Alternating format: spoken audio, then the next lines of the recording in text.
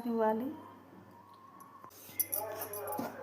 బియ్యం పిండిని కొంచెం వేడి చేసుకోవాలి.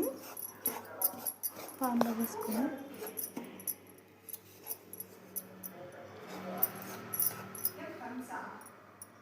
వంకాయ గింజలు, బెల్లం, యాలకులు వేసి పొడి చేసి పెట్టుకోవడాను.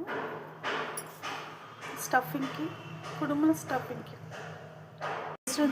ఎసరు తెల్లిన తర్వాత పిండి వేసుకొని ఇంకా బాగా కలుపుకోవాలి. కాసేపు లో ఫ్లేమ్లో ఉడికించుకోవాలి.